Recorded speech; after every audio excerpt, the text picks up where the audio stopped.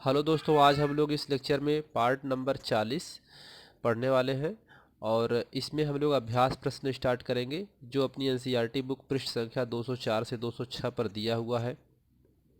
तो पहला क्वेश्चन देखते हैं कि निम्न में से कौन सा पदार्थ लेंस बनाने के लिए प्रयुक्त नहीं किया जा सकता है।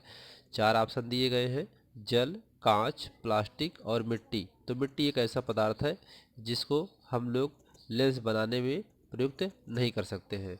क्वेश्चन नंबर 2, किसी बिंब का अवतल दर्पण द्वारा बना प्रतिबिंब आभासी, सीधा तथा बिंब से बड़ा पाया गया।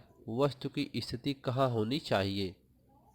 इसमें पहला है मुख्य फोकस तथा वक्रता केंद्र के बीच, वक्रता केंद्र पर, वक्रता केंद्र से परे, दर्पण के ध्रुव तथा मुख्य फोकस के बीच।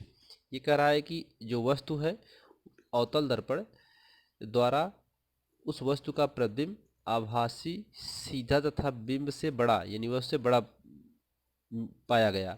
तो वस्तु की स्थिति कहाँ होनी चाहिए, वस्तु कहाँ रखी होगी कि उस प्रतिबिंब आभासी, सीधा और वह उससे बड़ा बने।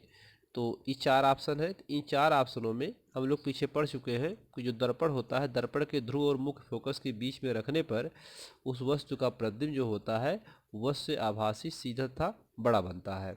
ठीक है।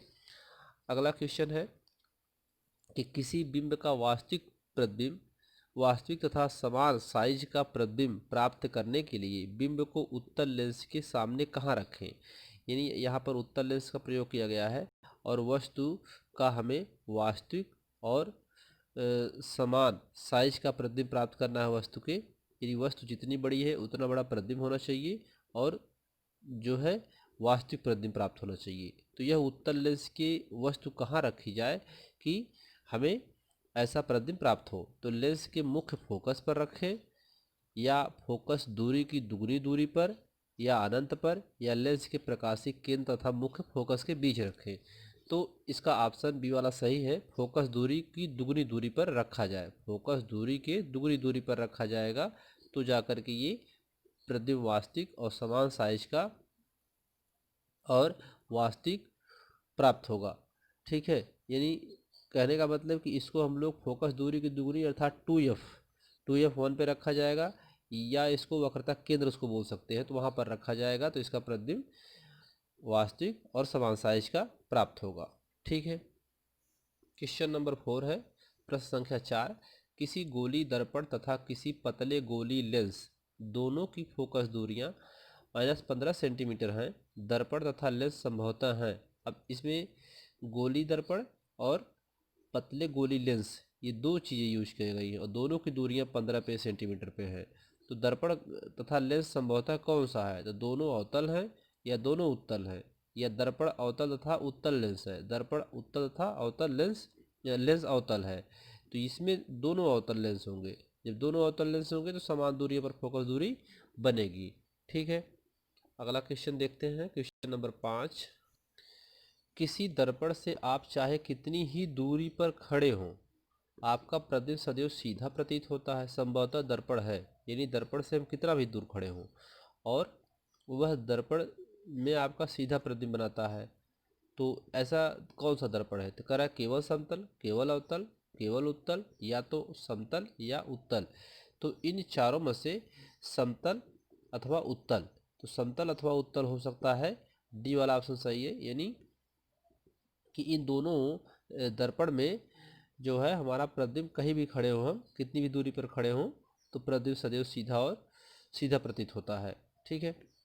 अब ऐसा क्यों होता है कि समतल तथा उत्तल दर्पण द्वारा प्रतिबिंब सदैव सीधा बनता है? हम लोग पढ़ चुके हैं इस चीज़ को, इसे पढ़ा जा चुका है कि पीछे हम लोग पढ़े हैं कि समतल और उत्तल दर्पण ये दोनों ऐसे दर्पण हैं जिसमें प्रतिबिंब सदैव सीधा बनता है। तो इसलिए ऑप्शन नंबर 4 सही है, डी वाला इसका। क्वेश्चन नंबर 6, किसी शब्दकोश यानी डिक्शनरी में पाए गए छोटे अक्षरों को पढ़ते समय आप निम्न में से कौन सा लेंस पसंद करेंगे? छोटे अक्षरों को पढ़ना है तो हमें कौन सा लेंस चाहिए? पहला है 50 सेंटीमीटर फोकस दूरी का एक उत्तल लेंस, 50 सेंटीमीटर फोकस दूरी का एक अवतल लेंस, 5 सेंटीमीटर फोकस दूरी का एक उत्तल लेंस, 5 सेंटीमीटर फोकस दूरी का एक अवतल लेंस। तो इसमें 5 सेंटीमीटर फोकस दूरी का एक उत्तल लेंस यूज करेंगे। क्यों यूज करेंगे? क्योंकि उत्तल लेंस का उपयोग आवर्धन लेंस के रूप में किया जाता है। जो उत्तल लेंस होता है इसका हम लोग आवर्धन लेंस के रूप में करते हैं। कम फोकस दूरी वाला लेंस पढ़ने में उपयोगी होता है। कम फोकस दूरी का लेंस क्या होता है? पढ़ने में उपयोगी होता है। पहले ही फोकस बना लेगा तो उसका प्रतिबिंब वस्तु का क्या करेगा? बड़ा बना देगा। और ये जो होता है अगर ज़्यादा फोकस पर बनाएगा तो दूर लेकर चला जाएगा। तो इसलिए कम फोकस दूरी का के लिए उत्तल लेंस का उपयोग करते हैं। तो हम 5 सेंटीमीटर फोकस दूरी का एक उत्तल लेंस प्रयोग करेंगे। अगला क्वेश्चन, क्वेश्चन नंबर 7 है। 15 सेंटीमीटर फोकस दूरी के एक अवतल दर्पण का उपयोग करके 15 सेंटीमीटर फोकस दूरी का एक हम लोग अवतल दर्पण का उपयोग करते हैं। इसमें हम किसी बिंब का सीधा प्रतिबिंब बनाना चाहते हैं। बिंब का दर्पण से दूरी परिसर क्या होना चाहिए? प्रतिबिंब की प्रकृति कैसी है? प्रतिबिंब बिंब से बड़ा है अथवा छोटा? इस स्थिति में प्रतिबिंब बनने का एक किरण आरेख बनाइए। ठीक है, तो ये जो अवतल दर्पण है इसमें प्रयोग किया गया है। अवतल दर्पण में आभासी एवं सीधा प्रतिबिंब तभी बनता है, यहाँ पर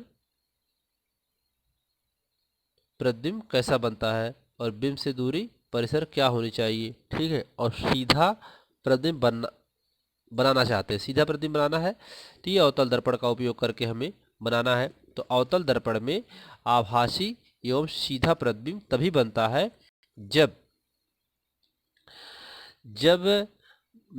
वस्तु मुख्य फोकस और ध्रुव के बीच रखी हो। मुख्य फोकस और ध्रुव के बीच रखी हो, ये मुख्य फोकस है, ये ध्रुव है, इसके बीच में अगर रखी होगी तभी उसका प्रतिबिंब क्या बनेगा? सीधा बनेगा। ठीक है, वहां पर रखी हो। और ये अवतल दर्पण, हम जानते हैं कि अवतल दर्पण का फोकस दूरी जो है यहाँ पर 15 सेंटीमीटर दिया है, तो 15 सेंटीमीटर यहाँ से यहाँ तक की दूरी होगी।